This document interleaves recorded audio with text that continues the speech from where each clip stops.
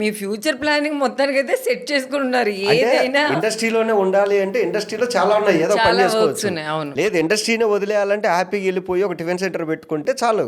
అంతే. ఆర్గానిక్ అని బోర్డు పెడితే చాలు, ఆర్గానిక్ అని బోర్డు పెడితే చాలు. నువ్వు ఏమైనా ఆర్గానిక్ అని ఒక బోర్డు పెట్టి బయటకన్నా ఒక 50 రూపాయలు ఎక్స్ట్రా పెట్టినట్టు బిజినెస్ అయిపోతుంది. అదేంటి సార్, కాస్ట్ ఎక్కువ పెరిగితే బిజినెస్ ఎక్కువ అవుద్దా? అంటే జనాలకు ఒక నమ్మకం ఉందన్నమాట, ఏంటి? కాస్ట్లీ అంటే మంచిది అని, కాస్ట్లీ అంటే మంచిది అని.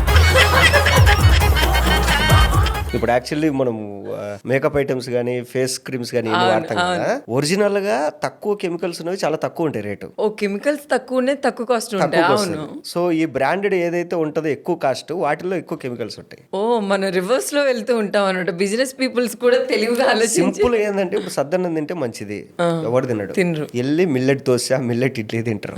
తర్వాత మిల్లెట్స్ లో కూడా కినోవా తింటారు. కినోవా అనేది అన్నిటికన్నా కాస్ట్లీ. అది ఇక్కడ పండేది కాదు, అమెరికాలో పండి ఇక్కడ రావాలా. అమెరికా వెదర్ కి కినోవా మిల్లెట్, మన వెదర్ కి అరికలు, సామలు, వరగలు ఇవి. కానీ మనది ఎవడు కూడా తినడు, తింటారు. ఏది కాస్ట్లీ ఉంటే అదే తింటారు.